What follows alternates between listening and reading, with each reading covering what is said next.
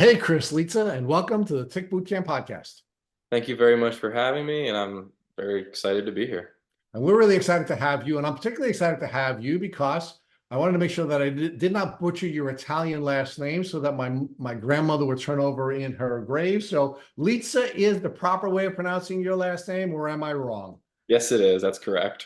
All right. Thank God Nana is not rolling over in her grave. So, Chris, where are you today? Today I'm coming to you from New Jersey. All Uh, right. So you're in the Lyme Belt. yes, absolutely. And did you grow up in the Lyme Belt, or are you from somewhere other than New Jersey? I'm from New Jersey, grew up here, all in this Lyme Belt.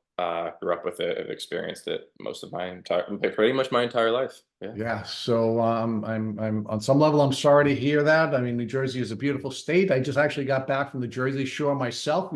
My family and I were in Beach Haven. We love Jersey. We love the Jersey Shore. Where are you in relation to the Jersey Shore? Jersey Shore, probably the quickest beach to me, 50 minutes around there. I'm all the way up north of Jersey, so not too close to the shore, but it's not a hassle or anything like that.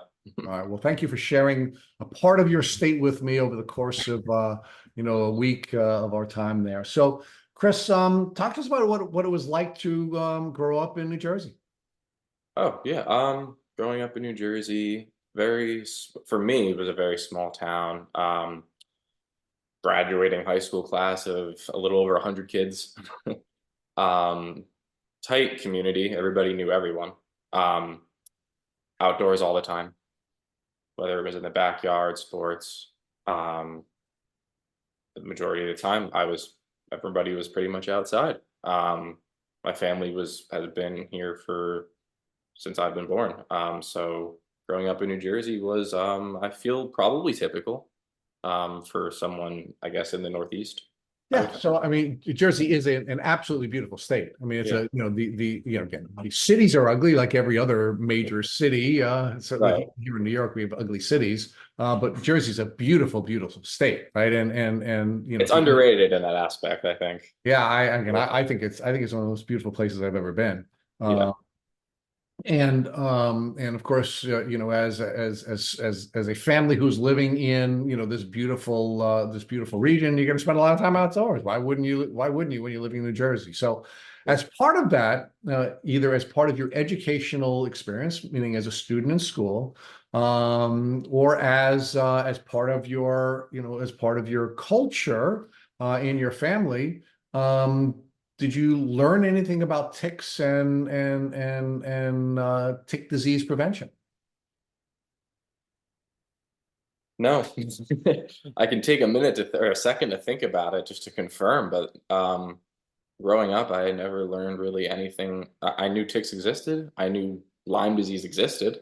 But besides that, I didn't know what you were supposed to do if a tick latched onto you, if a tick bit you, and what the disease was really and what it could do. So, Chris, just for folks who are listening to this podcast, the audio version of the podcast, I mean, you're under 30 years old. You're a young man, right? I Yeah, mean, it's not like Lyme disease is not new to New Jersey. New Jersey is always in the top two or three or four Lyme disease states, right? I mean, I think it's Pennsylvania, New York, and New Jersey this year. yeah. But there have been times when New Jersey's had the largest number of tick disease, Lyme disease, cases in the country. I mean, how does it make you feel as a young person? We're going to talk about your education in a minute, but Yeah. as a young person, sort of being left out to hang out in the wind and not having, the information that protect you from being exposed to ticks and tick diseases, because Lyme disease is a disease of exposure. With proper education, you could have prevented yourself from getting not terminally, but chronically ill. I think the keyword that comes is frustrating. That's what comes to me. It worries me because with all the advocacy that we do have, I feel like the same thing could still be happening to kids now. The lack of prevention. I think we have come away from even when I was in high school, elementary school, going outside not knowing. But it worries me for what's still going on because people are getting sick every day still around here. and around all these states that surround this area. But I think it was a very frustrating thing to learn that there was no prevention. Thinking about, what could have been of, wow, if I did protect myself, maybe a tick wouldn't be on me if I was carrying DEET all the time, spraying my clothes with DEET. And having those preventions, then things could be very different. And I think it's just one tiny puzzle piece of everything that goes into how can we protect ourselves, treat ourselves, and have society understand the critical nature and the severe nature of this illness. So Chris, you are a college educated person. You have a bachelor's degree, you have a master's degree, and now you're a PhD student. Talk to us about where you went to school, so we can get the full flavor of where you've lived during your life, in addition to New Jersey. Right. So not too far from where I lived in New Jersey, I got my undergraduate degree at NYU in New York City, with a heavy, intensive 4-year undergraduate program in film, and a tremendous learning experience. You make great connections. You learn the ins and outs of filmmaking, the pure way they want you to learn it. And it gave me the skills to really do what I wanted to do, which was tell stories. And being in New York, sometimes I would come home on the weekends to New Jersey. I was still in the area, but New York City was right outside my home growing up. So dipping back and forth was not unusual for me. So when I was at school, sometimes I would dip back and forth, New Jersey, New York. But I spent a lot of time in the city, several years, of course. And once I had gotten my bachelor's degree, I still wanted to learn more. I really valued education. I wanted to better myself in that area. And what spoke to me even more than the technical parts of filmmaking was the critical historical analysis side of filmmaking. So I ended up getting my master's degree in cinema studies at the Savannah College of Art and Design Where is that physically located? In Savannah, Georgia. They have another kind of main campus in Atlanta, Georgia. But for my program, I was in Savannah. And doing that was, again, a very amazing, enlightening experience. I was sick through both of these experiences, but I can still so much appreciate the things that I got from doing these programs and getting this education. And it has led me to still having this pursuit for more education, which is why I'll be starting my PhD in this fall in Georgia. Congratulations. So it's great to see that you are, like most Italian people, very interested in enrichment and education. That's wonderful to hear. Congratulations, and I compliment you and your parents for all of your educational successes. So, Chris, let's talk about when you first started to be symptomatic from what you ultimately learned to be Lyme disease. Right. It's a difficult thing to even answer such a simple, seemingly simple question, because when I was young in middle school in 8th grade, was the first time that I had an incident with ticks, and I hadn't thought about it for a long time.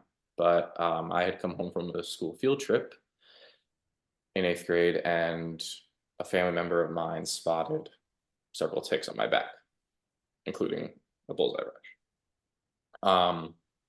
They had taken the ticks off, and at the time, my family members didn't exactly know what to do. And I was young at the time. I don't have a great memory because of what this disease has done to my brain. All I do know is that we never got any sort of treatment. Okay, well, let's pause there for a second if we can. Yeah. So, you were you on a school trip? Were you on some other It was, yeah. formal trip? What was the nature of the wilderness experience? It was a school trip from New Jersey to Washington, D.C. Took a bus, bunch of classmates and everything and everybody. And, we had spent some time in the parks there and some time by the big monuments. And then we were there. And by the time I got back, that's when they were spotted. I had not spotted them throughout that whole trip. So it makes me wonder, how long were they actually on me for? What's that? And that was the question I was going to ask you. How long was the trip? It was, I believe, a day or two. It couldn't have been longer than Okay, that. is it possible you could have brought the ticks with you to the trip? And had them Absolutely. on the entire 2 to 3 days, or do you believe that you were in places in DC that could have caused you to come in contact with the ticks? I mean, what is your speculation? I speculate I got them in DC just because hopefully I hope that I had checked in the mirror one day before I left that there were no ticks on my back, but I can't be sure that I didn't do that. So there is a possibility that they were on my back for a long time. Well, because were you in the practice of checking yourself with ticks at that stage in your life? No, because I felt like we said earlier, there was no really protection taught to me about this. So did I have a good reason to be checking myself? Absolutely not. No, you had a good reason, but you weren't in the habit of doing it, right? You didn't know No, that, no, yeah, right? Right. exactly. And were you in the practice of like turning around in a mirror and looking at your back to see if there's anything on your back? Or I mean, No, so yeah. no, and I haven't really talked about this whole incident. Maybe only talked about it with a family member or two because it took a while to figure out that this was my first incident. All right. Well, at least the first incident you were aware of, right? I mean, Yes. um, ticks are insidious vectors, And and I believe those of us who are living in the Lyme Belt, and maybe and it's certainly spreading. I think we get bitten by ticks all the time, and we're not necessarily aware of it. So this is the first incident, at least you and I can agree. This is the first incident that you're aware of where there were ticks that were feeding on you for quite some time. yeah, this is where we have the physical evidence. Right. So who was the person that discovered the ticks on your back? My parents, Was it your mom, your dad, or both? my mom. And what were the circumstances under which she's now looking at your back and finding these ticks on you? How did that happen?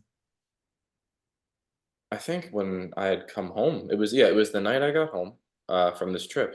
Uh, I think I was just having a discussion with my mom. I forgot.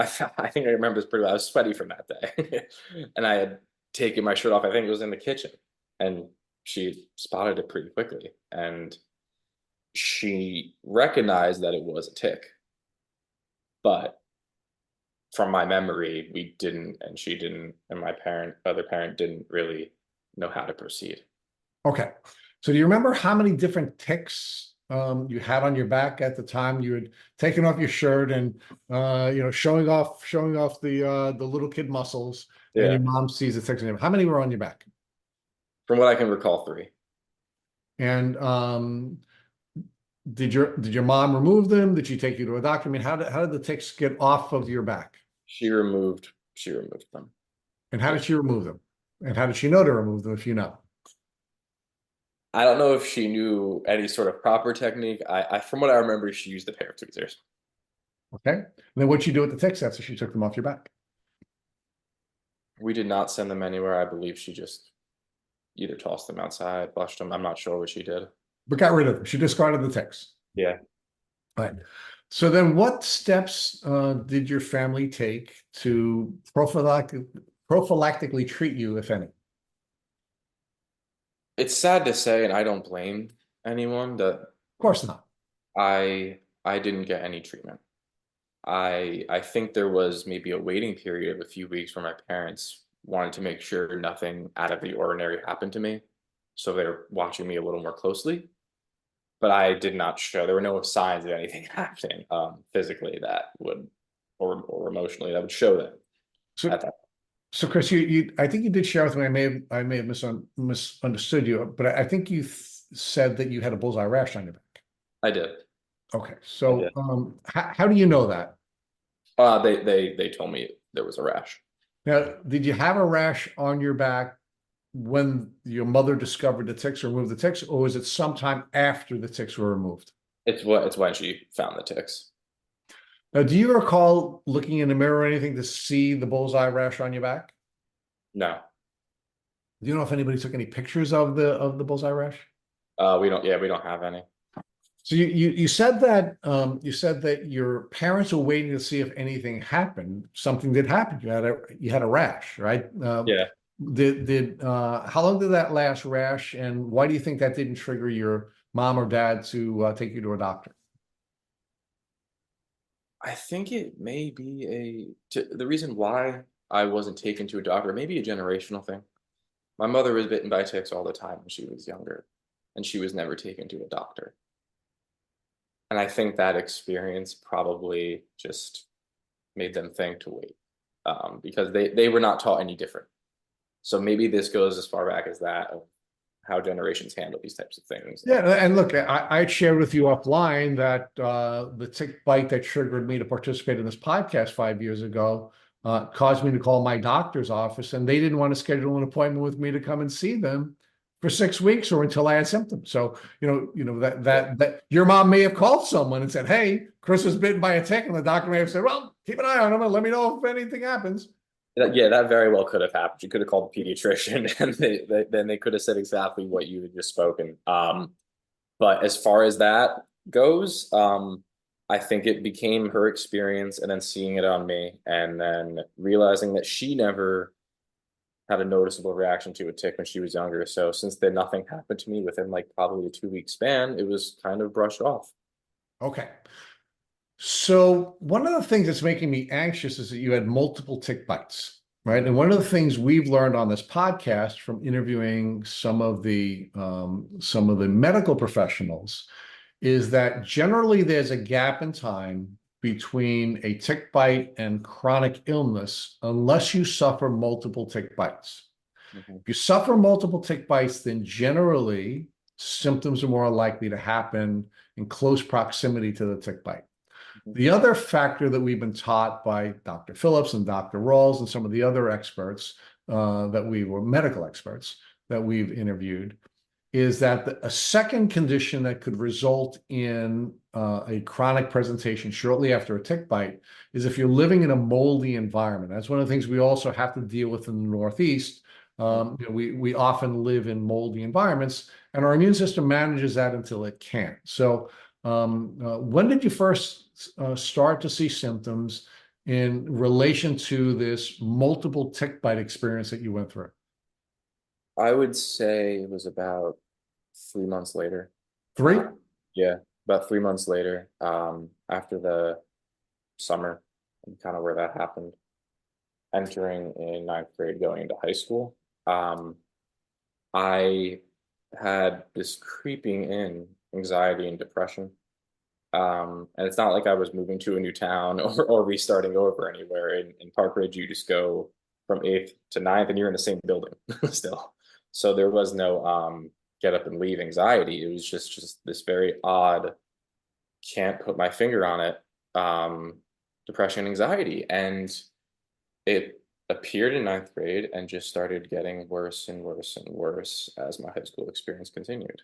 Can you describe that for us? What were you specifically feeling that led you to believe that you were suffering from anxiety? And specifically, what were you doing that caused you to believe that you were suffering from depression? I think starting with the anxiety component, I wasn't able to be in social settings as I was able to used to be. I would get social anxiety. I wouldn't feel comfortable being out. Um, Being in school, I would have trouble participating in class and even speaking out loud, to answer questions. I had noticed, at least from what I can personally feel like, a drop in my ability, and this is a little different from anxiety and depression, but I drop in my ability to comprehend cognitively what's going on in the classroom. And that's something I've kind of come to terms with more recently than back then. It's something I've kind of realized now. So the kind of the social anxiety, even talking to people and my peers at that age was very difficult for me. And it wasn't if you rewind to eighth grade. Well, what does difficult mean? I want you to give us more Yeah. details so that our listeners can connect with that. Right. Was your heart beating? Were you triggered into paralysis? I mean, what specifically was happening when you were in social settings that didn't allow you to fully participate in social activities? One, you did name it yourself, is this heart palpitation. Whether it was a heavy beat or a fast beat, that would start to come off. Shortness of breath. I would get weakness in my legs, feel very jittery. I would even have, as some doctors, I didn't have the traditional sense of this, but I almost kind of became locked in my own brain where I couldn't get the words out that I wanted to be able to say. And I think throughout my experience in this community, a lot of people have that symptom. Um, so those were a few things that kind of hindered me from being able to communicate, being able to like actually be a part of the high school experience. Um, and then not long after, to describe my depression, it turned into a lot of self-hatred, disappointment, um, confusion, anger, a lot of mixed emotions as to why am I feeling this way? Why am I not able to comprehend what's happening in front of me? Why can't I be in these social settings? And I was always afraid to speak out about it because it felt embarrassing. It felt embarrassing to be in ninth grade and be afraid to be with people, to be in a social setting. And then it turns into becoming more aggressive, becoming kind of these impending sense of doom feeling when I started to feel suicidal. Um, and I got to the point where I had to tell somebody who worked for my school that I thought about committing suicide. And they asked me why, like kind of figuring out, trying to get to that point of how I got there. And I wasn't really able to give them a good answer. It was a very confusing thing to try to elaborate on. They asked several questions like, did you think about why you would be doing that, how you would do it? Um, and I didn't have great answers for those questions. I just knew that I didn't want to be here anymore, and I couldn't understand why. Chris, what was your self-talk like? What was the voice in your head saying to you, and what impact was that having on your anxiety and your depression? The self-talk, I think, was a lot of telling myself that you're not good enough, you're not able to um, be, like a high functioning student, that I can't get along with everybody. I can't, be the cool kid in class. Like um, I can't participate like everybody else can. There's something holding me back, and that I can't beat it, and that it's beating me, and I should just give up. And that was kind of the self-talk that was going on. And I would come home a lot of days, or I'd be in class, and I didn't have the will to even speak. There was no passion left in my voice. There was very little willingness to even want to do anything anymore. So you shared with us that you did seek help from someone that was in an, I guess, an adult who was at least questioning. Was this a mental health professional, or were you talking with your parents, teachers? Who were you talking to about this? And after you talked with adults about this, did you get any help? So the person I went to for help was the school psychologist, and they Good. that day I can recall it. They were swarmed with other kids who were going through things. They had me wait in the library. There was someone there for supervision, and then by the end of the day, um, they had contacted my parents. And because my long term memory is so poor, I sometimes have to put pieces together to kind of get the picture. I understand. Once that happened, I basically started seeing a psychiatrist outside of school, um, Okay. in ninth grade, starting in ninth grade. Now, did anyone who you were treating with, either the psychologist or psychiatrist, suggest to you or your parents that perhaps these symptoms may be connected to Lyme or some other tick disease? No, never, never. It Okay. was So talk to us about how this progressed. So your early symptoms are anxiety and depression. You're now reaching out to healthcare professionals that you have access to. Your parents are bringing you to a psychiatrist. Um, how did the psychiatrist treat you? And were you medicated? And did any of the therapeutic interventions, if there were any, help you? Yeah, there were a handful of therapeutic interventions. I think from seeing the psychiatrist in high school, it was a very quick time between seeing them and being put on an antidepressant. Um, so in ninth grade, I was already getting prescribed antidepressants. Looking back on that now, it's frustrating, and I wish I was not in that place and wasn't put on any of these drugs. But I was on them throughout high school until past graduating. They would be rotated from, Alexa Pro to a Zoloft, giving it months to build up in my system, then seeing how it worked. And I can tell you from 100% certainty, none of these medications helped me. They helped me enough that I didn't get back to that day where I had the feelings of suicide, but I did not break out of any of those anxiety and depression feelings. Did I feel suicidal even while on these medications? Yes, it did happen. It happened again. It happened again, several times. But that was the only intervention that happened at all for what was going on with me. So now, did any other symptoms develop? Any symptoms you now know to be tick disease symptoms develop between the time that you were treated by the first psychiatrist and the time that you graduated from high school? No. Okay, so you're working through the anxiety and the depressive symptoms. Your parents had the resources to bring you to a psychiatrist. Did you see with one psychiatrist or more than one psychiatrist? Throughout time, was a total of 2 psychiatrists. And largely your experience with the psychiatrist was trial and error with some type of medication or another.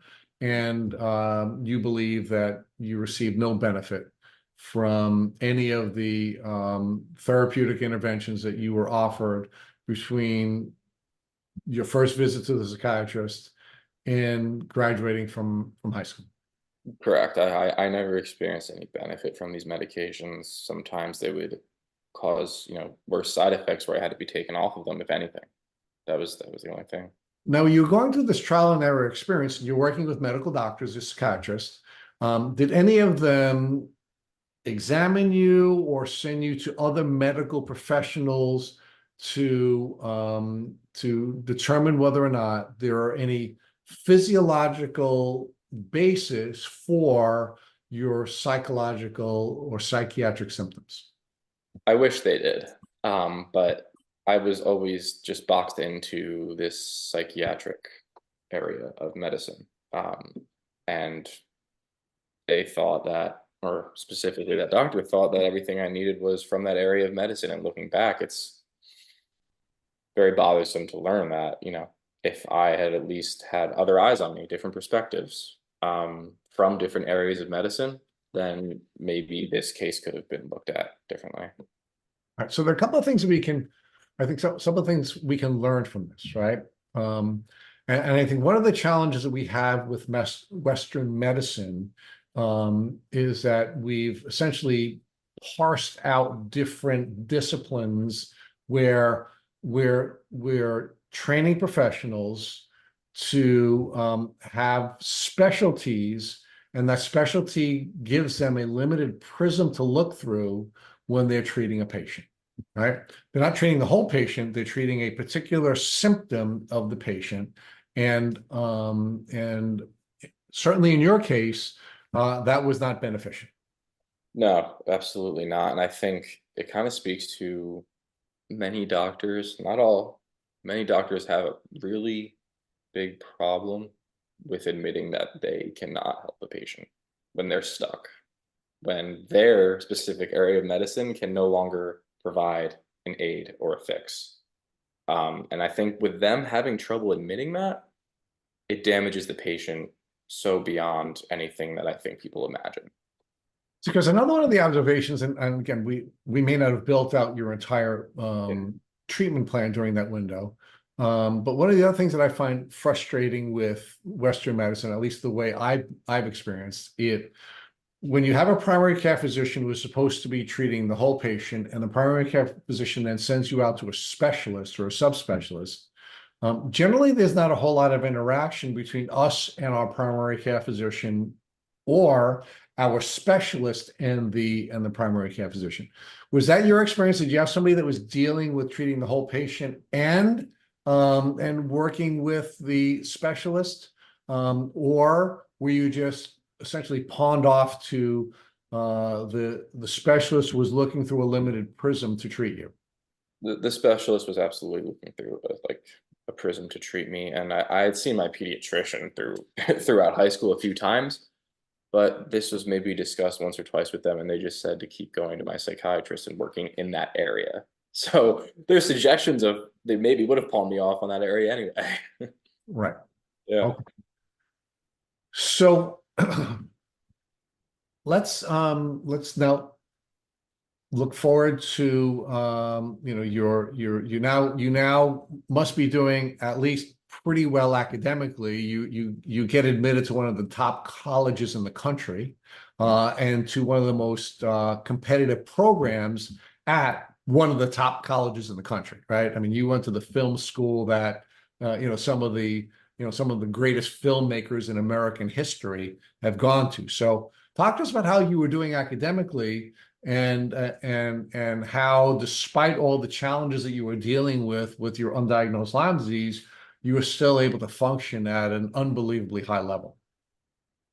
Yeah, I think a lot of my downtime turned into very much looking into subjects that I was fascinated in that we kind of dipped into in high school. Like we had some videography classes. They were minimal compared to, the math departments and everything like that. But I think I found early on from a young age what I wanted to do. And I'm grateful that I found that I wanted to work in film. So I think I was able to work with cameras, work with that medium, even from a young age in high school, and continue to kind of expand my mind and my vision to create a good portfolio by the end of high school, where I was able to get to a place that I never thought I'd have the grades and the ability to get into a school like that. In my other classes, like a math class, I failed tons and tons of times. Um, in a class like English, I was average. In classes like science, below average. So was I getting straight A's throughout this whole process? No. Um, I think I just got by in a lot of subjects, and maybe one or two I was good in. Um, I think there is a strong understanding from schools that can see your ability to show your strengths, not necessarily in mathematics or the sciences when you want to work in the arts. So I think with colleges, looking at portfolios and applications helped me, because I think if I wasn't working in film, I may have been very stuck. It may have been like a very hard road to climb out of if it wasn't for the arts, because my brain was not helping me with calculations and the difficulty of other subjects that I was just never good at. So, Chris, from our conversation, it's clear to me that you always had a passion for film, right? Always had a passion for the arts, and you were working towards that from a very young age. Yeah. How are these symptoms interfering with your ability to pursue this desire that you believe that you were created to pursue? Yeah, I think a lot of it had gone to trying to conquer anxiety, having to make a film, especially in like your first year college class. You get up there, you make your film, and then you have constructive criticism in front of a whole classroom and a professor. Um, really trying to talk to yourself and work on yourself, and trying to tell yourself to not take constructive criticism so harshly, trying to control this anxiety and depression as best I can. I wish there was a great method to tell people of how to deal with it. Um, I think being in a university where I was able to explore my interests, such as film, so singularly, helped me just focus on something I really enjoyed, and helped those anxiety and depression symptoms not become so apparent as they were. But it was very difficult learning to adjust to all that. And I still had trouble socially, which brought me back to New Jersey all the time when I was at NYU, because it was hard for me to connect with people. So you did share with us that you started to suffer what sounded to me like brain fog when you first had your initial symptoms. Mhm. Um, did you have brain fog continuously through high school? Was it something that came and left? And how did you deal with that? It's very weird and interesting to look back and use the term because during all that, I didn't think it was brain fog. I just thought it was me. I didn't think there was anything wrong with me cognitively. Um, but when I think back to it now, those brain fog lapses of not being able to pay attention, forgetting what I was just told, not being able to get pen to paper from my brain, having speech block, all of these things, yeah, they were happening to me in high school. And talking to you right now makes me think about it even more how it was happening. But 2 years ago, thinking about it, I would have been like, no, I don't think I had brain fog. But the longer time I've had to really realize what happened in the past, yes, more than just anxiety and depression was happening. Right? And generally when, when we're struggling with, with brain fog and anxiety and depression, sort of becomes this carousel where they just sort of all, they're all making each worse. Your anxiety is making your depression worse. The depression is making the brain fog worse. The brain fog is, and you're just sort of spinning down the, down the, A vicious cycle. yeah, yeah. Yeah. And more than a cycle, a flywheel where it takes on a life of its own, right? It sort of develops its own energy, negative energy, which becomes more and more painful and more debilitating. Yep, absolutely. So how did the medication make it even worse since it wasn't helping? Or did it not make it any worse? Um, I would say there were maybe two psychiatric medications that caused my thinking to become erratic, and another one that kind of just made me very sluggish and unable to really even get out of bed. And those medications I just kind of had to throw in the trash and discard them. But besides that, the other medications just didn't do anything. They changed nothing. Neither And good or bad. neither good or bad. And I know it was frustrating the psychiatrist I was with because, like I said earlier, that was all the tools in his toolbox pretty much. But he doesn't give me a referral to anywhere else. Right. I just get trapped there. But Yeah, I yeah, mean that was going to be my next question, right? When yeah. when a professional gets to the point where every tool's out of the toolbox, isn't it time to refer you somewhere else? And that never happened. And I had to just keep pushing on and pushing on. And sometimes I think to myself, I don't know how I did that. I don't know how I was able to keep pushing. But I mean, it all resulted in this all blowing up anyway from that point. So talk to us about college and how your symptoms developed when you were at NYU. So at NYU, I was still dealing with the anxiety and the depression, and working in a new environment, trying to meet new people, and trying to pursue my creative outlet. Um, but I think things started to catch up at a certain point where I was able to public speak in high school. Like I was still able to do it. Got to the point in college where like there were days where I had to present a script I was writing or show a film. And I had to go to the professor in class, but I can't show it today. And they would ask me why, and I would just tell them I'm not feeling well. And that's all I felt comfortable going enough into because I didn't have a good medical answer for them.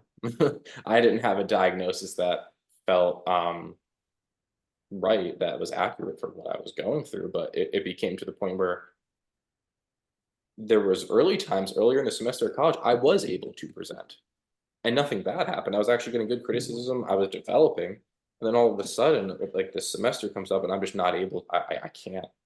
I have this fright about speaking. I worry about how I'm going to sound.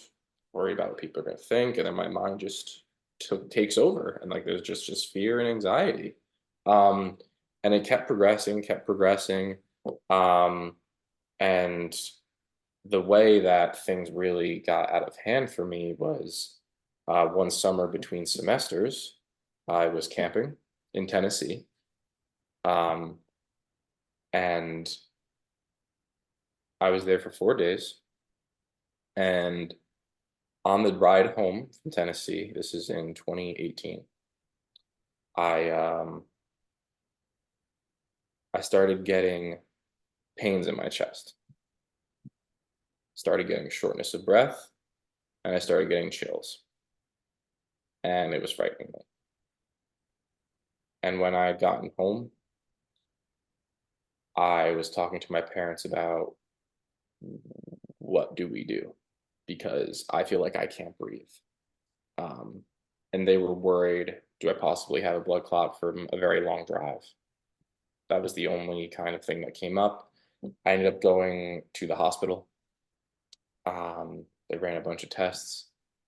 I was sent home because they didn't find anything from their blood tests. There were a few that they had to get back to me the next day. I get a call from the hospital a few days later. I have a positive D dimer test. So they wanted to immediately check if there was any clotting going on. So they do a scan of my chest. They don't find anything. Um, and they send me home again. And that's where I think things started to get really out of control for me. And the only sign I have from that was I never found a tick when I was camping. What I did find was a rash on my inner thigh. It wasn't a bullseye rash, but there was a distinguished rash. Um, I don't know what type of rash it was. Um, and it was there for 4 days probably, and then disappeared. And that was the only evidence I had of a possible tick getting me. But Okay. aside, So Chris, how was the chest pains that you were feeling after your camping trip to Tennessee different than the symptoms of your anxiety when you were having the breathing issues that you had described to us earlier as symptomatic of your anxiety? these chest pains were stabbing. Felt like somebody was, just tapping a knife like right in my chest. And then it felt almost like somebody was just like sitting, this pressure as well on my chest, but the stabbing was the most prominent feeling. It would come and go, it would feel very sharp. Um, and and it would be accompanied by full-blown panic attacks. I would start sweating, I would have to sit down. Um, and that's kind of how it would escalate to really bad points, to the point where I was having panic attacks every day, from the chest pain escalating into a whole thing. Now, this experience wasn't all bad, right? Because it did ultimately lead to your diagnosis. So talk to us about how this experience ultimately had a silver lining. Yeah. So after going through a misdiagnosis journey, should I go through that first to get to Please. silver Yeah, lining? please. Yeah. I found a primary care provider because we wanted to figure out what the heck was going on, and we wanted somebody to kind of take hold of this case and figure out what's going on with me. So they did their all usual blood work at the primary. Then they started passing me around to specialties. I went to rheumatology. I went to neurology. I went to cardiology. Um, and they all did their blood work. Sometimes something would appear a little high, but it was nothing, inclusive of having a rheumatologic disease or having a neurological issue.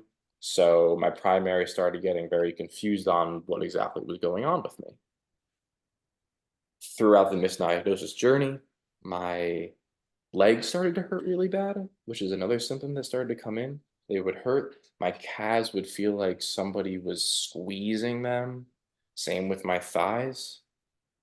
And then my legs altogether started to get really weak and I started to have falls. I would be in my house. Parents were sitting on the couch. They would just hear a thump and I fell in the kitchen onto the floor. So I started to lose the ability to keep myself up a lot of days, So which Christine, you weren't fainting, you were having neurological lapses which were causing your legs to fail to work. just to give out completely from under me. Like I had no strength left in them. So yeah, neurologically and no fainting. Just I was losing. It just felt like I was losing the strength in my legs. To like when I was going upstairs, I'd have to hug the railing, or somebody would help me get up the steps at this point. Um, and then my legs started to get very hot and felt like they were swelling a little. So me and my father went to my primary, worried about clotting in the legs, and they don't. really buy into the idea that I would have clots in my legs at my age and having no predisposition to anything. But my father basically was very persistent with my primary. She agreed to do an ultrasound of my legs, and they found DVT blood clots behind each of my knees. Getting that information was at first like, oh, they figured out what was wrong with me. But that was only just another upsetting piece of this puzzle. They find out I have these clots, they send me to a hematologist, another specialist in this whole Lyme gauntlet of doctors. The hematologist does a whole blood workup for any, clotting disorders. Nothing comes up positive. So he looks at me and says, this was just a freak thing. I ask him, is there anything I should do about it? And he goes, no. I didn't really know what else to say at that point. So I just ended up leaving, even though every doctor I had seen about it told me it was extremely abnormal to have clots behind each knee. Didn't really make any sense to them, even from someone my age. So following that, and the weakness kept getting worse and worse and worse, my primary had me hospitalized. Ran loads of tests. She initially hospitalized me for, it was Guillain-Barré syndrome. And doctors are running tests on me. I'm in the hospital for 3 or 4 days. And eventually someone comes in and says, you have a positive test for Lyme disease. My father starts talking to them about, steps to proceed. The doctor leaves. And then I can even overhear in my hospital bed, maybe it was a few hours later, of doctors disagreeing in the hallway about my diagnosis. Disagreeing about how many bands I had on the Western blot, how many that counts enough to have a positive Lyme disease test. Hearing that at that moment, I was shocked that there would be such a disagreement over just a simple blood test. Later did I learn maybe it's not so simple. And eventually they referred me to go see an infectious disease doctor after checking me out of the hospital, because they went with that this could be Lyme disease. So they wanted to confirm it by me going to an infectious disease doctor.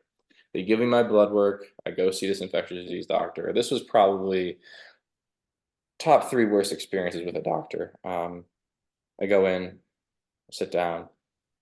They're not long. They come in pretty quickly after I'm there.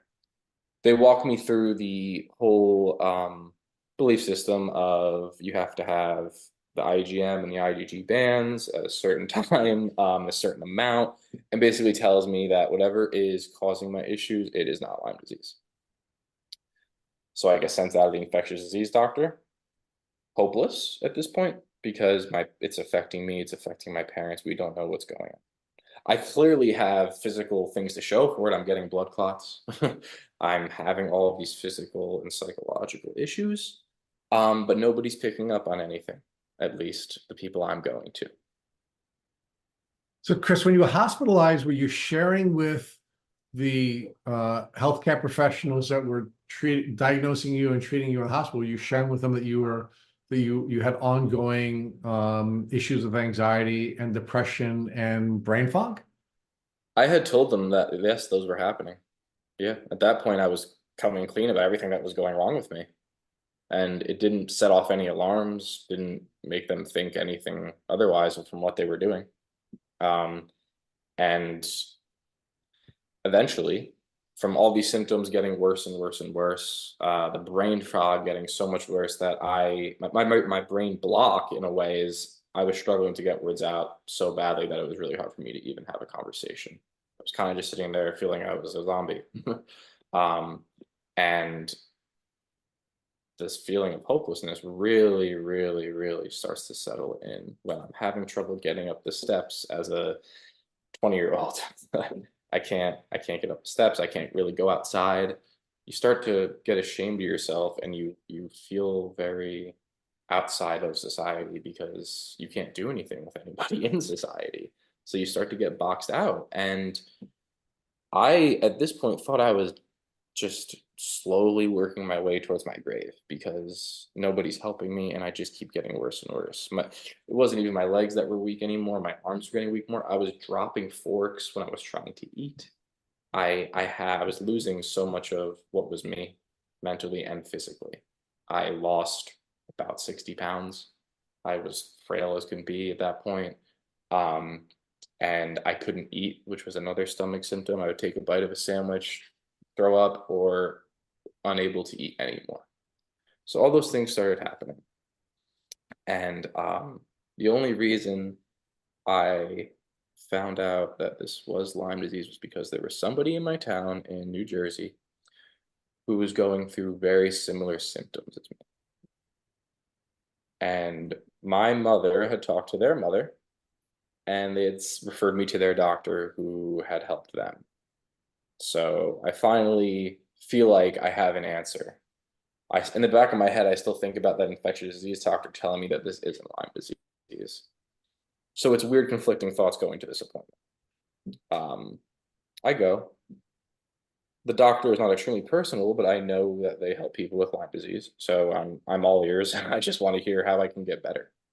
And I think something interesting for people to learn who get Lyme disease is getting that diagnosis is a good feeling, but then it's kind of preparing you for a battle, and that is a tough pill to swallow because You mean finally getting your Lyme disease diagnosed? yes, finally getting the diagnosis, but then you don't realize how hard everything is going to be So afterward. let's pause there for a second. Yeah. There are a couple of questions I want to ask you first about Yeah. the supermarket diagnosis, and then I want to talk to you about the epiphany.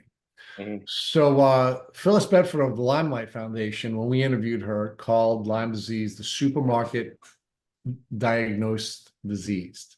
And she said that more people are diagnosed in the supermarket than they are in doctors' offices because the real experts in the community are those of you who have been on the journey or your parents. And when parents or people who are on the journey speak to one another in the supermarket, they're more likely to be diagnosed than if they go to an infectious disease doctor's office or any other medical professional's office. What's your reaction to Phyllis's perspective on the place where you're more likely to be diagnosed, especially since that is where you actually were diagnosed? It's sad. It's a sad reality, I think, because it's accurate, and I think I was misdiagnosed with so many things at the beginning. They thought they diagnosed me with fibromyalgia. They misdiagnosed me with MS. Then they went towards, well, I don't have anything else left, so I'm just going to say you have mental illness and that you need antidepressants. But that's also what fibromyalgia is, right? It's a disorder, not a disease, right? It's an acknowledgement of symptoms without a cause. Yes. And I think that's one of the easiest and quickest things they go to. Yeah. And chronic fatigue syndrome, which is also somewhat in that area. But it really speaks to the supermarket reference speaks to, I think, the community and the ability that the community helps each other more than doctors do. And that is also a sad reality that we have that we have that in with the disease that is so widespread. And the fact that it has to take my mom hearing it from another mom what's going on with me and no doctors can figure it out, that's just a sign that something is gravely going wrong with our medical system. Well, but it's another sign, right? And I think another sign that it lends to, which can be instructive on a Lyme disease journey, is that your beliefs are going to inform what you perceive, right? And one of the biggest challenges that doctors have is their training informs their beliefs, and their beliefs inform their perceptions. Whereas when you've been on the journey the way you have been, your beliefs are based around your experience. And as a result of those beliefs being informed by your experience, you now have the ability to perceive the same thing differently. We've had doctors on this podcast that have shared with us that when they trained with Dr. Horowitz, one of your doctors, coincidentally, but when they trained with Dr. Horowitz, they went back to their medical practices and found scores of their patients to have Lyme disease. But before they had the training, they were incapable of diagnosing the disease. Mhm. And there's one doctor, came short of having a breakdown on this podcast when she said to me, there were literally thousands of people with Lyme disease that had gone through my office that I didn't diagnose because I wasn't able to perceive it because of the beliefs or the frameworks that were built into her head during her medical school and post-medical school training. Yeah. I mean, it's horrifying but enlightening, because now we are getting help with criteria like that to finally measure pain related to Lyme disease and co-infections. For sure. But let's talk about another thing, Chris, and that is that in order to be able to get better from Lyme disease, you have to believe you can get better from Lyme disease, because you're just like the doctor's beliefs are informing what the doctor can perceive and what's available to the doctor, because our brains are filters and they're filtering out more than 99% of the objects that are available to us to perceive in the world. Right.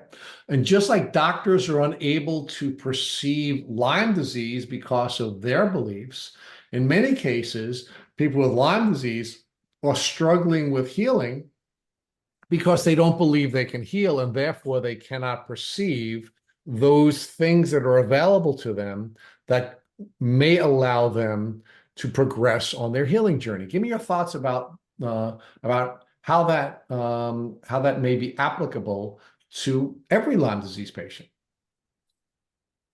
Yeah, there is a discouraging aspect to a doctor not giving you a Lyme disease diagnosis because they don't believe in it. It makes you question, one, do I have Lyme disease? You have to ask yourself and figure yourself, and you have to believe in yourself that this is what's happening to me.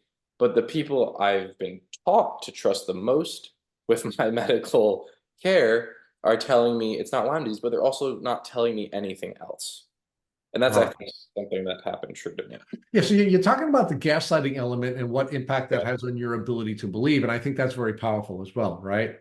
When you're being told that you're not feeling what you're feeling, and what's happening to you is not happening to you, it does have an impact on your capacity to build a belief system that will allow you to heal, or a series of beliefs, or neurological pathways that will allow you to get better, right?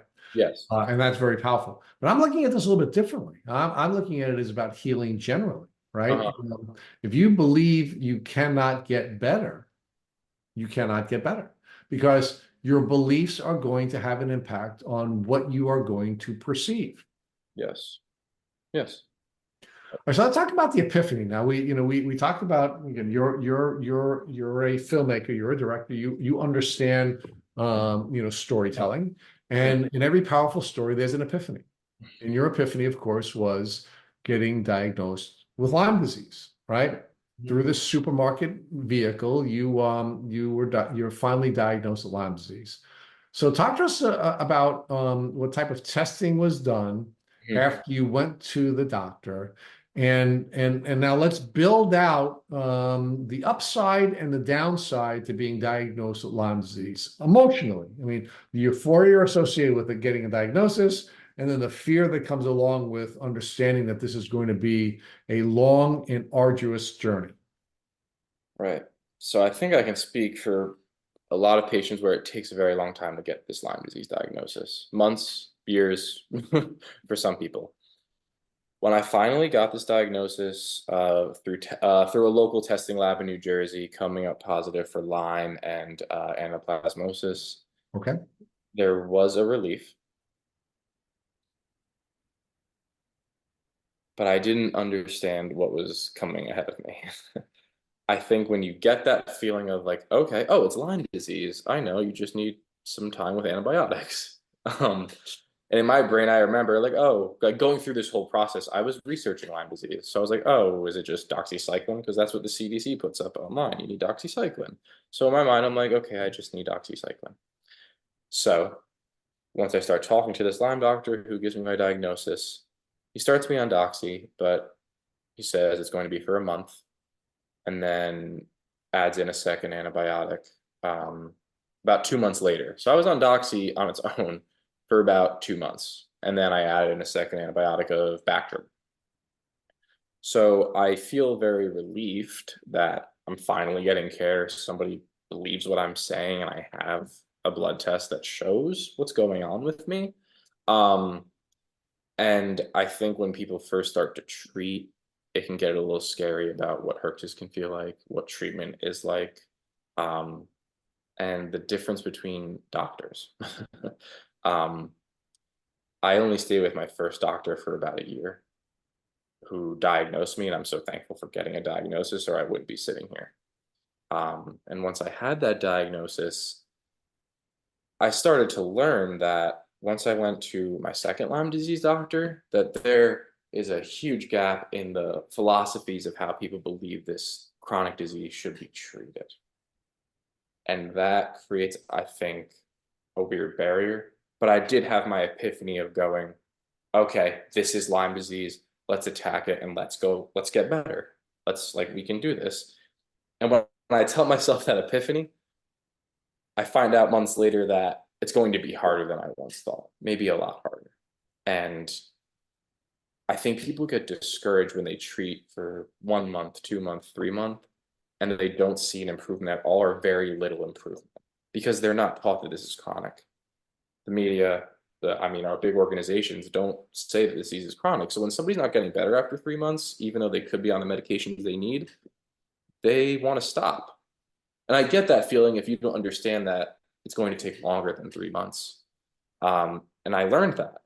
I went from going from one doctor who gave me 2 antibiotics to going to a doctor who gave me 5 antibiotics, an anti-malarial, an antifungal, and told me to take them every single day. And just load me up with all of that and introduced me to the fact that this isn't just Lyme disease, this is Babesia, this is Bartonella, and these diseases feed off each other and cause this disease to be chronic. So once I found my second doctor in New York, it opened my eyes to, okay, it's not just Lyme disease. There are these co-infections and it needs to be attacked by specific antibiotics.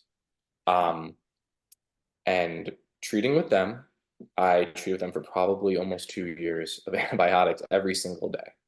No breaks, no pulsing. No, Chris, Yeah. let me ask you a couple of questions about that, Chris. It sounds to me that your initial doctor was treating you for 1 or 2 bacteria alone, Yeah. was introducing more antibiotics to treat the bacteria. But then when you shifted from one doctor to another doctor, the second doctor seemed to have a very different definition of Lyme disease and understood that there were viral and parasitical elements of this disease. And as a result, we're treating with a cocktail of medications, not just antibiotics. No, yes, exactly. It was a very large cocktail.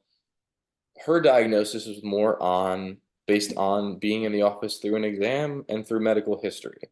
She took into account the past tests I've had through Lyme, through rheumatology, through all the specialties. But she was more concerned with what are my symptoms? How long have I been having them? How intense are they? What have I treated with so far? And making that kind of judgment in the office because they were under the impression that there is no reliable test. So let me make another argument to you. Mm-hmm. And I'd like to get your reaction to this. Mm-hmm.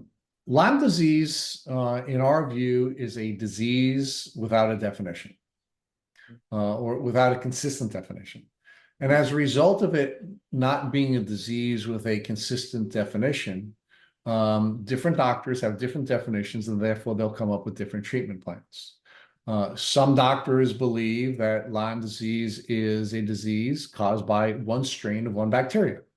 They call that Lyme disease. Some doctors believe that it is a polymicrobial infection. So we here at Tick Boot Camp have decided that we want to take control of this disease, and at least the definition of the disease, so that when a doctor is treating you, they're looking at a more broad range of symptoms and a more broad range of treatment tools. So we here at Tick Boot Camp define Lyme disease as a polymicrobial, multisystemic, chronic infectious and or post-infectious disease. And if you don't have all of those elements, then you don't have Lyme disease. So, for example, if you only have one bacteria, then you may have, for example, babesiosis. I mean, sorry, that would be one protozoa, babesiosis. Or you might have anaplasmosis or ehrlichiosis, or you may have, Bartonella. Bartonellosis, I mean, so, if you have Lyme disease and you have Lyme disease, you have a cocktail of germs that are spit into you. And now doctors have to be looking for all of the symptomology of all of the different germs that are piling up and piling on your immune system. And they certainly should be looking for psychological symptoms, which were certainly missed in your case from your childhood, all the way through now your graduate college years, because you're going to have bugs in your brain. Yep. Some of these bugs, for example, like Bartonella, are going to have psychiatric symptoms, including rage, right? Some of these bacteria like Borrelia are going to have psychiatric symptoms like Lyme rage, right? I mean, these are symptoms that you would expect that mental health professionals would be aware of and would be looking for the physiological elements of this, right? I mean, I can tell you that most of our experienced listeners that are listening to this podcast have been shaking their heads since you were talking about your childhood symptoms, because they knew it was Lyme as soon as they started hearing you talking about these things. They knew you had bugs in your brain. They knew that you had inflammation in your brain. They knew that neural pathways were being altered by these bugs in your brain, and as a result of that, they very clearly knew that had you been properly diagnosed during your childhood, a lot of what developed afterwards would not have happened. Yeah. Absolutely. I mean, it's tough to think about, to think about what could have been if there was prevention and education taught to us at a younger age. So give me your reaction to our definition: polymicrobial, multisystemic, chronic, infectious, and or post-infectious disease. I mean, to me, that sounds accurate. I mean, it somewhat goes in line with some of the most respected doctors that I've seen. They have this kind of multi-system illness component instead of just going towards the Lyme disease, the traditional Lyme disease definition. One of the doctors I went to, Joseph Jemsek, has a similar lengthy definition of what is going on with all of these pathogens. Similarly to Dr. Richard Horowitz, who has an explanation as well. And all three of these sound accurate to me because they're addressing everything these diseases can do. If we put it all into one small box, then it can't be defined that way. And you're saying there is no great disease, Lyme disease definition. It's a frustrating fact that there is no good agreed on definition. And I think that causes people to get sick longer and longer and longer.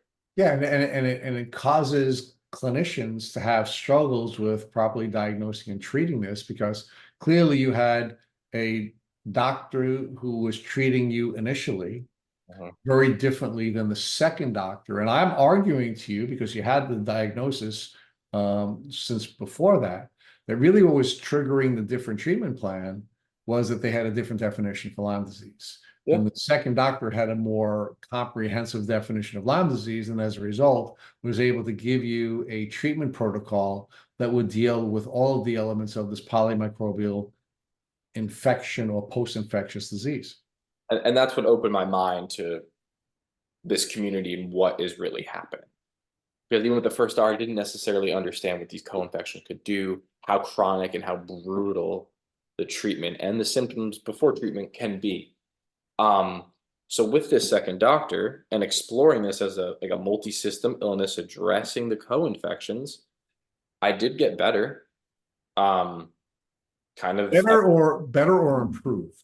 Improved is the better word. I always kind of draw and imagine as a roller coaster that just keeps going up and down, but there is a gradual improvement. But I got to the point where my stomach was starting to give out from taking those meds every day. And I started to think to myself, is this the best way to do this? Is there an intravenous way of getting these medications into me? Because right now, my stomach can't handle it, whether it's the way the medications are being prescribed, the frequency they're being prescribed in, or what's going on. So that was confusing. So is anybody giving you any tools like prebiotics or probiotics to help you to deal with that? Or were you just sort of taking it all orally and just I was taking probiotics instructed by the Lyme doctor. It was the Visbiome probiotics. I think they're still around. I think people do take those yeah. quite often. I didn't realize at the time, this doctor didn't pick up on it either, that I was having terrible histamine reactions from this probiotic. So that made me think, why am I feeling so sick when I take my probiotics? And she didn't really have a good answer. She never gave me anything concrete. She's like, oh, it could be killing some yeast, it could be doing this, it could be doing that, but keep taking your probiotics. I took them for almost 2 years doing this protocol. I was still getting sick from that, and I was still having symptoms. And this doctor basically told me this is all they can do. So that led me to having to pivot again, which was sad. And I guess I was losing a little bit of my certainty in getting better. It's like, okay, I've been through 2 doctors after going through 12 plus doctors to finally get this Lyme disease diagnosis. And I think this is where people really have to keep their belief and faith that there is a way to get better. It's just, and I don't want to say anything bad about the Lyme disease community. This is not bad about the community, but when people get desperate from being so sick for so long, it opens up the Lyme disease community for people to get preyed upon financially and from their illness with doctors. And I think after going through 2 doctors, I ran into that issue of finding doctors who felt like the definition of a term of a snake oil salesman, where they were dragging you along. They found out Lyme disease is chronic. You can make a boutique spa in a way about it and sell that to people as a cure almost. And I think most people I've talked to have run into doctors who that do this. And I think it's happening all over the country. And it's a delicate subject because one, doctors get defensive and believe in what they're doing. People have lost thousands and thousands and hundreds of thousands of dollars doing treatments for these types of doctors. And I myself went through one of these doctors, and I think it's something that I want people to be aware of this, to acknowledge this, and to think about, if you're with a provider for over a year, you're not getting better, maybe minimal gains at best, and you're just unloading your wallet, that you need to start thinking, is this person trying to actually get me better? Or are they just trying to profit off of my suffering? Which is a very sad thing to think that that is what's happening. But I 100% believe that that is happening to so many people. And it's happened to me with this next doctor. And I don't know if that's something you've experienced with other people who have come on here. Oh, absolutely. Yeah, look, we so one of the things that I think we should address now, because we're at a really important stage in your development and your journey, which I think should be instructive to other folks who are listening to this. Yeah. But what we found here from the standpoint of pattern development at Tick Boot Camp is that the folks who succeed the best on a Lyme disease journey need to pivot from doctor to doctor to doctor. It's just, even when you're dealing with some of the best doctors, I'll give you an example. One of my favorite podcast interviews, and quite frankly, one of my favorite books. I've read way more than 50 books on Lyme disease during the course of the last 5 years, is Bite Me by Ali Hilfiger. She is the single most intelligent guest we've ever had on this podcast. So we've interviewed some geniuses from some of the top Ivy League schools in the world, and Ali is by far the smartest human being I've ever interviewed. And by the way, I haven't talked to her since we interviewed her years ago, but I'm telling you, she's that smart. Yeah. And her book, it could be an instruction manual that you can use to follow. Now, Allie went from doctor to doctor to doctor to doctor, and had some of the most famous doctors in the Lyme disease community. But what she teaches through her book and through, if you listen to her podcast episode on this podcast, is that each doctor is going to have a limitation to what they're going to be able to do for you. Again, they have their frameworks, they have their beliefs, and ultimately what's going to happen is they're going to get you to a particular point. Again, if they're not a snake oil salesperson and not selling you garbage, but even the best of these doctors are going to get you to a particular point, and then you have to be ready to move on, right? So I think one of the things that I think you can help folks with is the understanding that it's not going to be one doctor, it's not going to be one treatment protocol, and it's not going to be one short period of time, that you should be preparing for a relatively lengthy journey, which is going to cause you to be prepared to pivot once that doctor has done everything that doctor can do for you. And no one doctor is going to get you better. I don't care who the doctor is, no one doctor is going to get you better. And that's certainly consistent with your experience. And that's consistent with everyone else. So we want to set expectations for folks who are listening to this podcast, and the expectations we want them to have in their minds when they're going through this is, you need to pivot. And I like the example you just given. I wouldn't be as patient as you are. I don't think you have to wait a year. If you're not improving, and follow your gut, right? We have an onboard diagnostic system. Our gut is going to speak to us. I know a lot of that gets taken away from us when we're on this journey. We have bugs in our brain, and we're not feeling our feelings anymore. But we're going to start to come back to getting in tune with our body and our emotions. And when your body's telling you it's time to move, Chris, it's time to move. It doesn't have to be a year. It's time to move. And you find the next doctor. And when you're a part of a community, you can start to reach out to other people who've been on the journey and ask them who they would recommend that you work with. Yeah, it's I don't want anybody to get discouraged, because I think it's so easy to get discouraged when two doctors don't work out. You're feeling lost. You're questioning your Lyme disease diagnosis at that point. You're like, if I'm not getting better from two doctors who say they're Lyme specialists and who could be a great Lyme specialist, and you're not getting better, then what's stopping you from walking away from all of this? Well, but again, let's talk about that, right? Because Lyme disease is a traumatic event. If you have Lyme disease, you are going through trauma. Yes. And when we go through trauma, the way our body processes trauma is through the grief cycle, right? Now, one of the things we learned from many of our past guests is that after a diagnosis, and we're still talking about your diagnosis, you have your euphoria where you're excited that I finally know what's wrong with me. I'm going to take a couple of pills. I'm going to get better, right? So you have the euphoria of now finally knowing what's wrong with you after having a long time of not what's going through. But shortly after that, we grieve, because you're now a member of a community that you'd never want to join in a million years.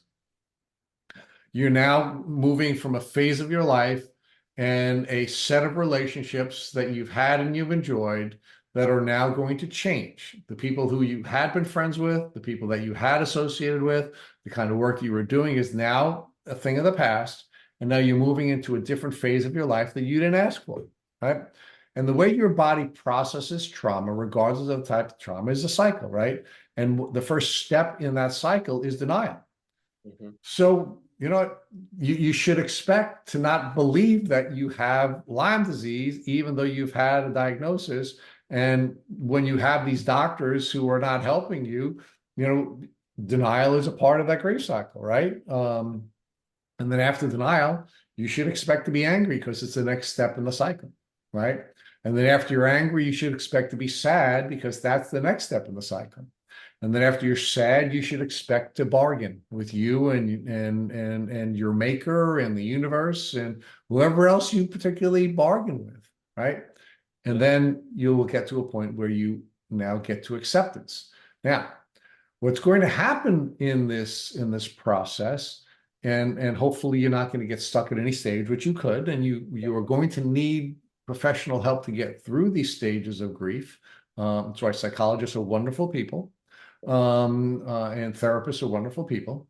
You don't want to loop back into the grief cycle, No. right? You want to leave that grief cycle, because if you're in the grief cycle, you're triggered, and if you're triggered, you're immunosuppressed. If you're immunosuppressed, you're not going to get better. You're going to get sicker, Chris, right? Yeah. But I mean, you need to get to acceptance, and that whole the steps to getting to acceptance is so tough. And I think something that comes towards the end to be able to get there is something you mentioned, like Ali Hilfiger's book, something like that that you can relate to, that shows you what you're going through is not just your experience. It's a universal experience. There are other people this is happening to, and that she's able to illustrate that so effectively in that book is something that I think if you're struggling right now is a book to read. That is one of the You can many. read though, Chris. Like one of the things Yeah. we share on this podcast is my co-host Matt Sabatello was so sick he couldn't read. Yes. Yes. And there are ways. So if you can't read, you can watch one of the documentaries that can hopefully explain to you, like The Quiet Epidemic earlier, Under Our Skin, that show you what this disease does to somebody and all the trivialized issues and the stigma around the disease, so it doesn't make you feel so alone. Right. So And there are some people, again, like my co-host, my customary yeah. co-host, who are so neurologically impaired that they can't watch video. So what's the next thing they can do?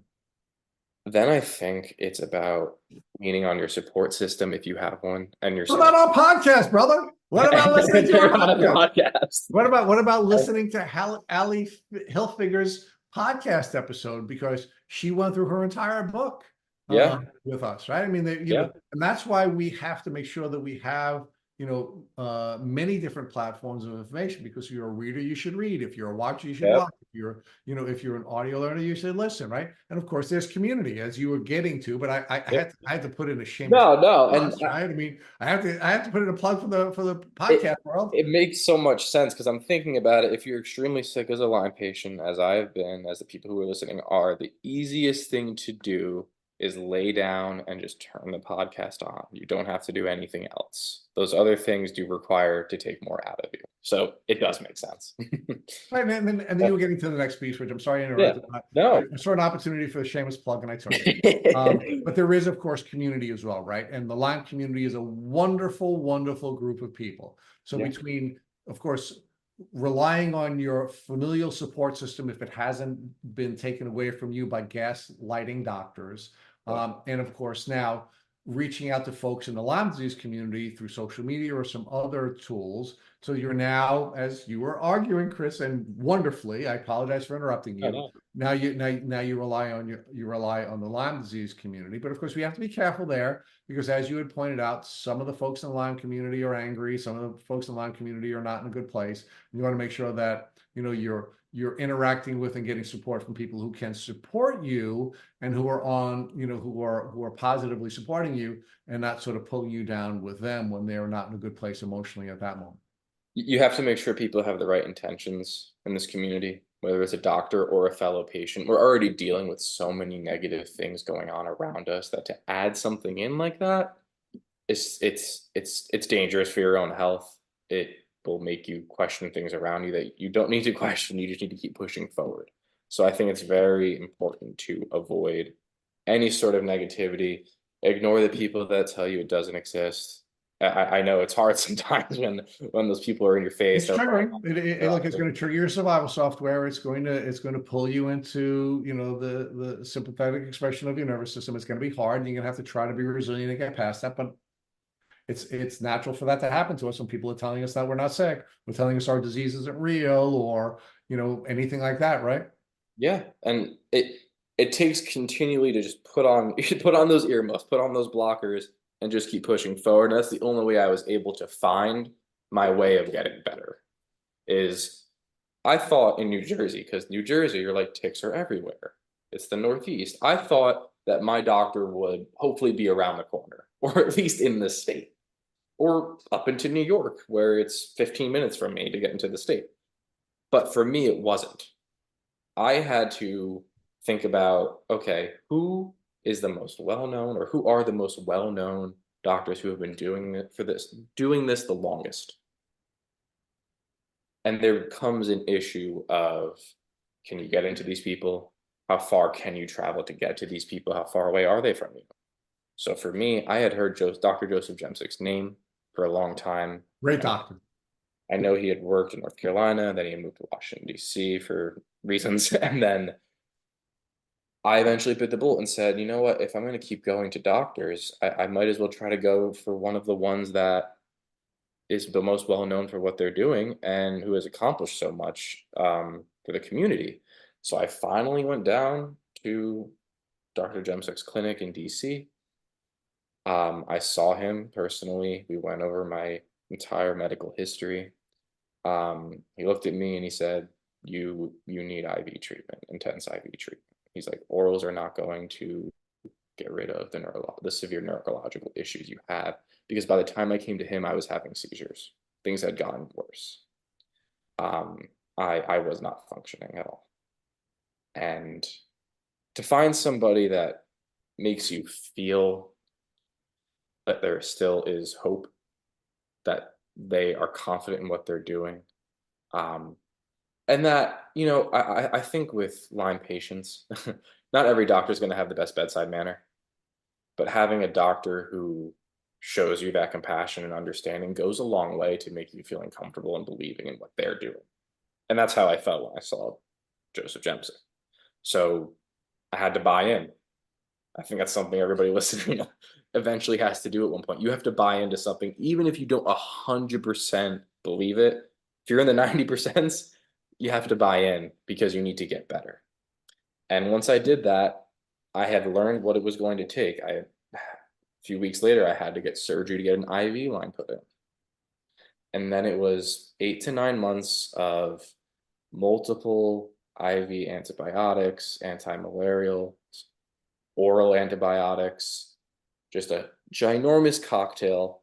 The difference he did is, from my past doctor, is his regimens were pulsing, which means sometimes 2 weeks on, 2 weeks off, or 1 week on, 2 weeks off. It really depended on what infection we were attacking and what one we were saving for a later point.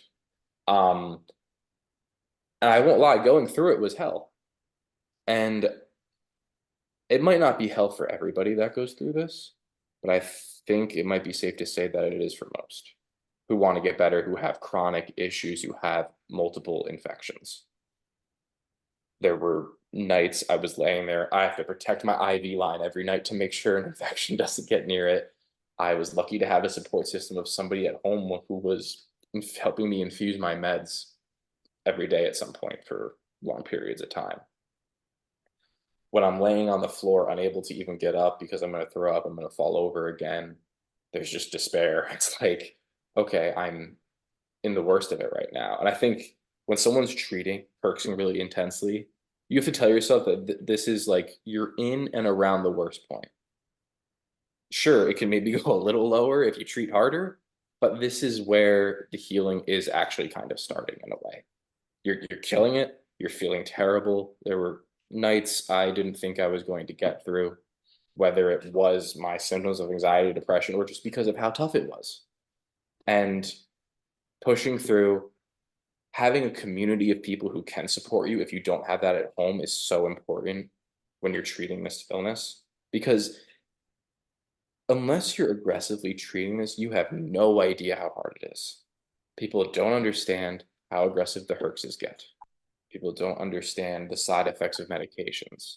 They don't understand that you have to switch medications. And with how intense everything gets, you need that support. Do not go into this completely alone if it's something you can do. You need to have a support system in some type of way. So who was the next doctor you treated with after Jemsick? Because we did talk about doctor after doctor after doctor, because, and again, and he's one of the stars in this community, one of the bravest people you'll ever meet, somebody who had to defend his medical license because he was advocating for his patients and making clinical decisions for people who are outside of the clinical norm. A wonderful man and an absolute hero in this community. But even he was not enough to get you beyond a certain point. So you had to pivot from Gemsec, and where'd you go? So what happened was I owe Dr. Gem, this is not exaggeration. I owe Dr. Gemsek my life because at that point I I couldn't walk. I was having seizures. I couldn't walk. I couldn't think. And he got me my functionality back. Was I 100% better? No. But I had my function again after doing 8 to 9 months of IV antibiotics. The clinic had to close down, his clinic, which led me to, okay, I was off of my IV antibiotics. I was just doing orals, kind of a step down protocol. So after Dr. Gemsick, I'm like, okay, I bit the bullet to go to one of the names that I believed and heard was helping people who were the sickest. And that's what I had to do. So I thought, okay, who can I pivot to again? um, and I, through my work and through the work I'm doing on my own Lyme disease documentary, I ended up getting in contact with Dr. Richard Horowitz, um, who I knew was a master in his field. And I really wanted to get the opportunity to treat with him. And I luckily got into his practice, and I am currently under him and John Fallon, who also works with him, under their treatment. So Dr. Horowitz, of course, is probably the star of stars in this community. Yeah. We've had him on this podcast 3 times. And I think what he's most well known for is his diagnostic tool. And one of the things we always talk about when we're mentioning Dr. Horowitz, who again, we're big fans of, is that he has the MSIDS tool. He has a tool or a questionnaire that you can take, and then you can get a score which will help you to determine whether or not you do in fact have Lyme disease. And we believe it's probably the most effective tool that you can use to determine whether you have Lyme. So talk to us about the Dr. Horowitz's test. It is readily available. He has it available online. Mm-hmm. Whether or not that was something that you used, and was that helpful to you to gain insight into your diagnostic epiphany? Yeah, from getting a blood test diagnosis years before I got to Dr. Horowitz to getting clinical diagnoses from other Lyme doctors, not that I thought their clinical diagnoses were wrong. There wasn't really that type of the specific type of questionnaire that Horowitz has been using now. So I did use it. There was a lot of other factors of, building the whole profile, but that was a very effective tool in figuring out what parts of the body are bothering you. Is it multi-system? How intense is it? And I think that helps so many practitioners who don't have the experience, who don't have the time that the time that doctors like him have put towards this. They don't have that time. So to have this tool to help doctors and patients realize what's going on is priceless right now because of the argument over reliable testing in a way. Yes. So and it is a tool to help you to validate what is going on with you, and to help you to get back in touch with your onboard diagnostic system, so that you're not ignoring what you're feeling, you're not ignoring what your body is telling you. Yes, and when I got to Dr. Horowitz very recently, it was almost 6-7 years into this Lyme journey for me, as far as my 20s. But if I go all the way back to when I first got bit by a tick, I was in middle school. Yeah, I mean, a year journey. I finally got to him. I finally did. You've been on this journey almost your entire life. Pretty much. And I recall a few things from when I first talked with him about this. He looked my entire medical history. We looked at my genetics testing, which came up for Lyme, of course, but it also came up for Babesia duncani, came up for 2 Bartonella strains, came up for tick-borne relapsing fever. So there was a confirmation there, sure, and a weird epiphany, and a weird realization, oh, it's kind of just confirmation at that point. I knew I had many of these things, but to see them all on a test that Lyme doctors respect compared to all the other tests out there that cause issues was a confirmation. But then he looked at me after reading my entire medical history and goes, so you don't even know what normal is?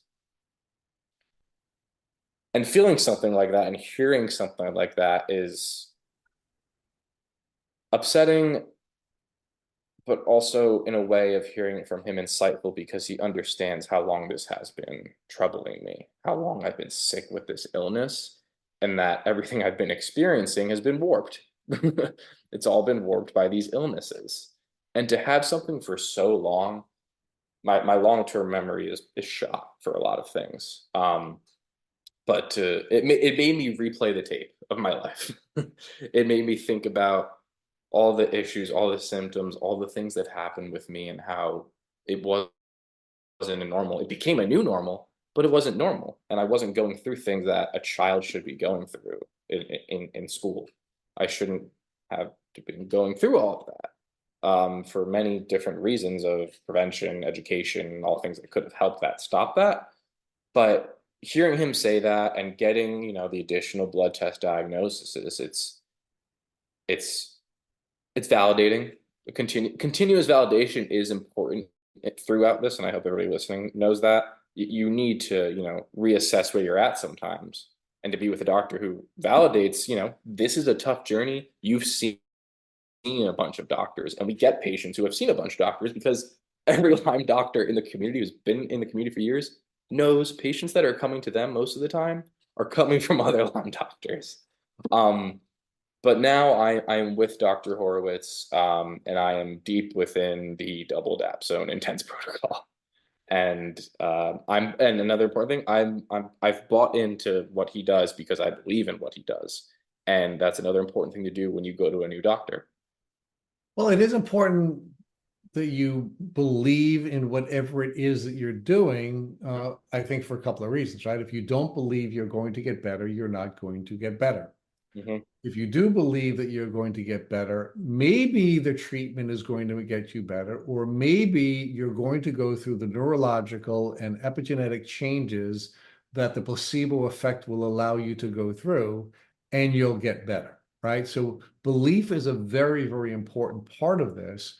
And I think again, I hate using the term placebo because it implies that you're not really getting better. But I think again, we're seeing some really brilliant research being done in that area. For example, Professor Leah Crum at Stanford University is doing some great work on demonstrating that your beliefs may not entirely cure you, but will play a role in making changes to your genetic expression and to your neural pathways, which will cause you to heal, which will cause you to get better. And that's why belief is so important. And believing in the protocol that you're ultimately using, in this case, your double dapsone protocol is going to be vital to your healing, and it's going to be vital to everyone else's healing. So we wish you luck with that, and we want you to keep us posted with that. We have a lot of folks that we've interviewed on this podcast that have gone through the double, triple, and quadruple I'll get dapsone, there eventually. yeah, dapsone protocols. We've had fantastic success. We also understand that it's a rigorous treatment protocol, and you do have to be ready for that. And in many cases, you have to go through a prehabilitation process before your body can be ready to succeed in that protocol. So we're excited to learn more about this from you, both from our contact with you and your film work. So let's now talk about the transformational nature of this, right? Because you've been passionate about being a filmmaker from your early childhood.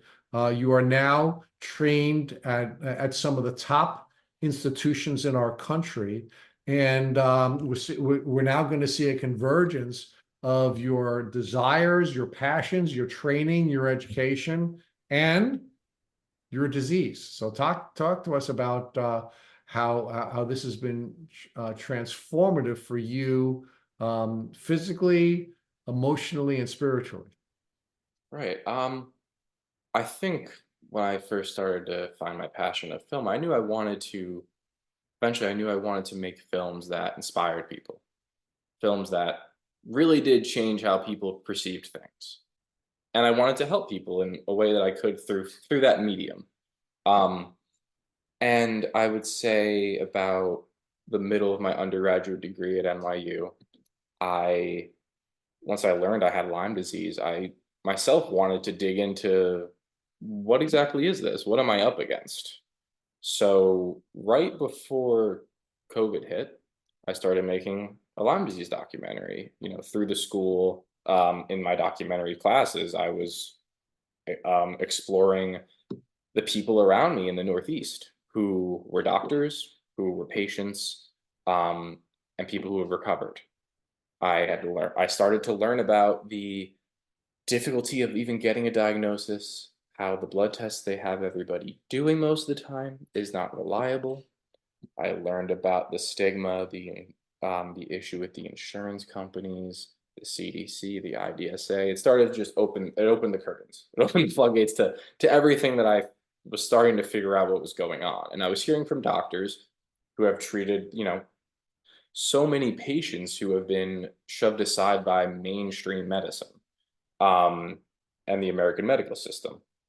And as I continue to work on my documentary, I see, you mentioned Allie Hilfiger earlier. I've spoken to her about, her book and her work, and she'll be included in it as well in this documentary, with her story. And I started to reach out to people from across the country, trying to highlight pockets that maybe we haven't shined a light on yet in documentaries that have been done on Lyme and in books that have been done on Lyme.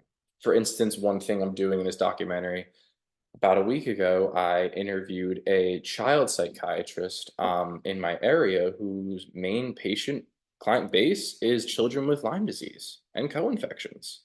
And it's a topic that kind of hits home because children need so much preventative care and people need to be educated to provide that care.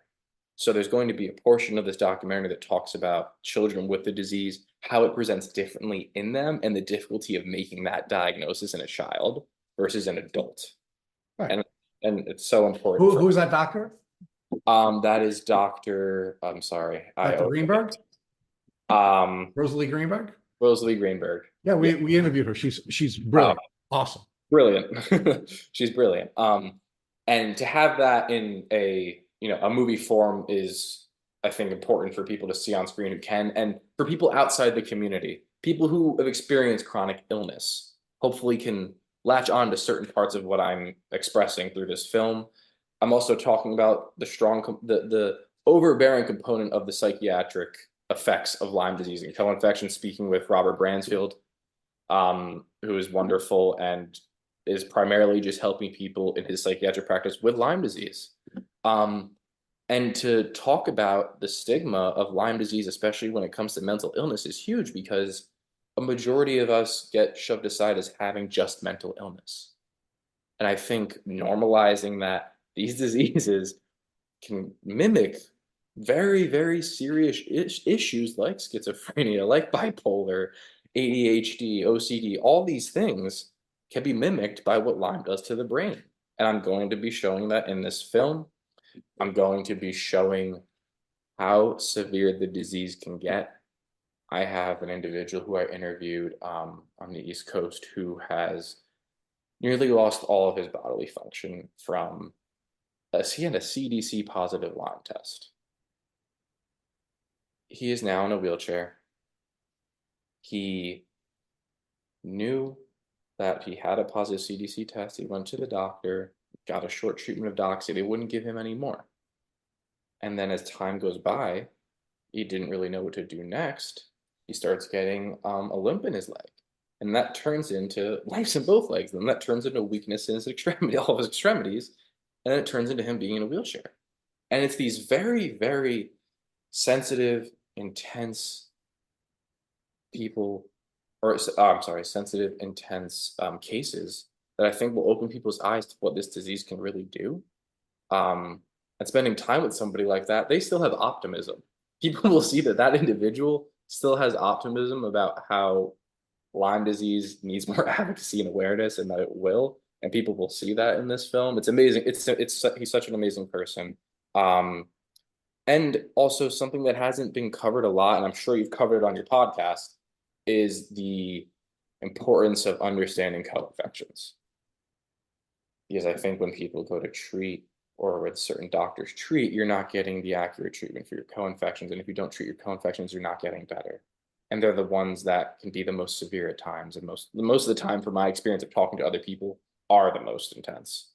And I think by going around and talking to people through this documentary format, and like you had mentioned about your podcast, you think about who's willing to speak to the public about all of their issues, these private issues. um, because I was nervous about making a film about this, because I'm like, will people be open enough to wanting to talk about what's been going on with them so privately, that they've lost money, they've lost friends, they've lost a huge chunk of their life, and they're going to be willing to talk about it on camera? And like you, I was surprised about the amount of people who were a go. Even people who were severe and that would show on camera. I have numerous people in this documentary who have been diagnosed, a confirmed diagnosis of ALS. They get IV Rocephin for a few months, then they start being able to go on runs again, and they go back to their ALS doctors and tell them, well, I'm able to run right now. And the doctors are just baffled and confused, but still tell them to expect to die. But now they're doing even better months and months later. It's eye-opening. I mean, it's so sad and frustrating, but also eye-opening to people who have to deal with a death diagnosis. And then you realize, if I treat the Lyme disease, then maybe this isn't a death diagnosis. And I think with all the books out there, with the movies out there, with the podcasts out there, that we just need to continue rolling the ball of this awareness and advocacy. And there's always more things to shine a light on, whether it's children with Lyme. Another part I'm talking about that I didn't mention is the difficulty people of color have with getting a diagnosis in the American medical system with Lyme disease. They have to go to twice as many doctors as a white person does, with issues of belief from doctors, stigma. And that's something that I've filmed around the country, talking to people, talking to doctors of color who see it all the time, patients of color who have felt this. And I think it's a very important subject to show people that it's affecting everybody, and in sometimes very unique ways. And I think that continued advocacy, and I'm going to be showing, I've learned throughout this whole process of a transformative process to be very open with what's happened to me. So throughout my documentary, I'm going to show footage of my IV line in, the days I'm walking around with my pole, or I'm in bed and can't move. Because I think when people see that, if they're afraid, if they're embarrassed, if they're ashamed about it, maybe it'll help them not be ashamed about it anymore. Maybe they'll be more For open. sure. For sure. So with kind of telling my story as I'm learning other people's stories in this documentary, I think the one thing I want the most is for people to get a proper diagnosis and to want to get better and to get better. And While believe they can get better. believe they can get better, and take some of these stigmatized things about the community, attacking them head on a little bit, because if we leave them hanging by, it turns into an issue, like a little bit of how some doctors are preying on patients who are in very difficult positions. And having the proper education and understanding if a doctor is right for your case. So kind of that amalgam of all those things is being combined into a fluid story in this film that I'm constructing. I've been doing it for years. I had to pause doing it because I had my IV line in, so that put it on hold for a year. COVID hit, I had to put it on hold for God knows how long. And now I'm back at it and faster than ever. And I talk about, the research that is there to show that this is a chronic infection, talking to Monica Embers and discussing her breakthrough research that She's brilliant. she's brilliant, and it needs more eyes on what she's doing. Everyone needs to look at what she's doing so they can understand that there is proof that doxycycline doesn't get the job done.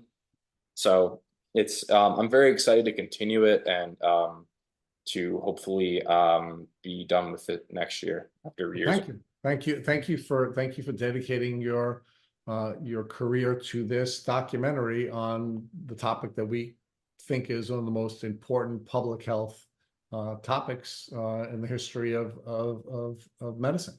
So thank you so much for doing that. So let me, you've been very kind with your time. And I know the folks who are listening to this are really, really appreciative of everything that you've taught. But I'm going to ask you to teach us one more thing.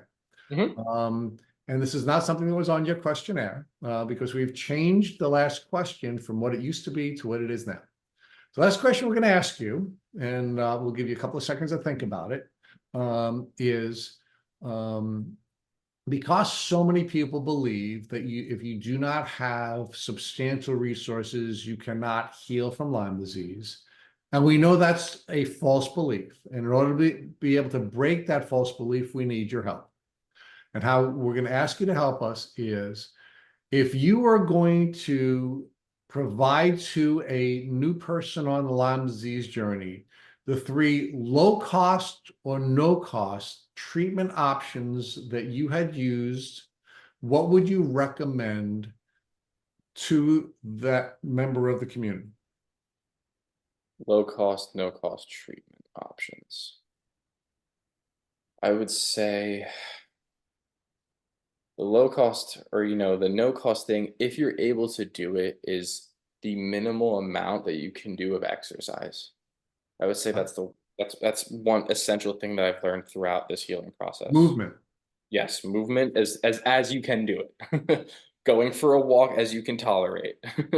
Doing any sort of yoga, any sort of exercise, sweating, keeping your body active. If I hadn't gone to the gym when I could have through this healing process, I don't think I'd be where I'm at.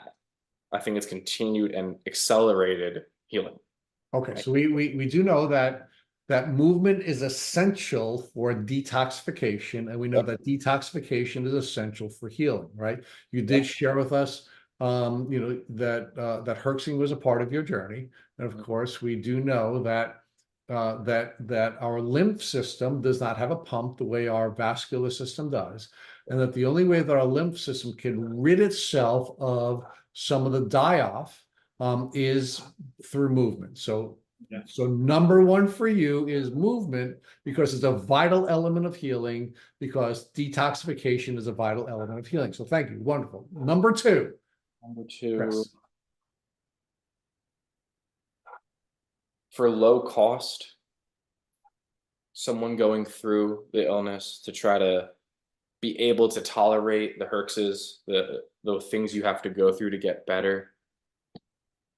I think you'll go online and you'll see a lot of different detox options, supplements, things like that to help you. For me personally, many of those things didn't help, the supplements for detox. I think the thing that probably helped me the most, I'm not sure how much it is purchased now because you can get it in big boxes or small boxes, but Alka-Seltzer Gold. Okay. I know Dr. Horowitz is huge on it. It helped me even before I got to him years ago. Um, it helps the gastrointestinal system. It helps with detoxing. And it's not that costly compared to a lot of other supplements that are on the market and kind of peddled towards people who are dealing with chronic illness and Lyme disease. Okay. Number 2, another detoxification tool, and detox is absolutely a vital element of healing, is Alka-Seltzer Gold, which we've profiled on this podcast many times, and many of our guests have benefited from using Alka-Seltzer Gold. So, and Chris, number 3 of your low cost or no cost treatment options, protocols, or therapies.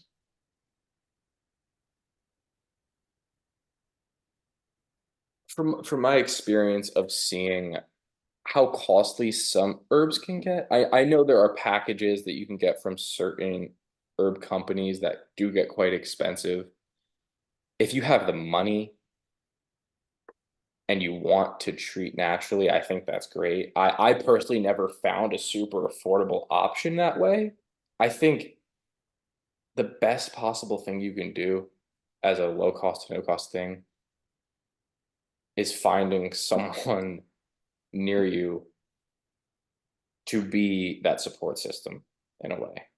I'm not saying you have to have the money for a therapist, but building that support system around you is, to me, is a treatment method of how you get through this. Absolutely. So It's the strongest way.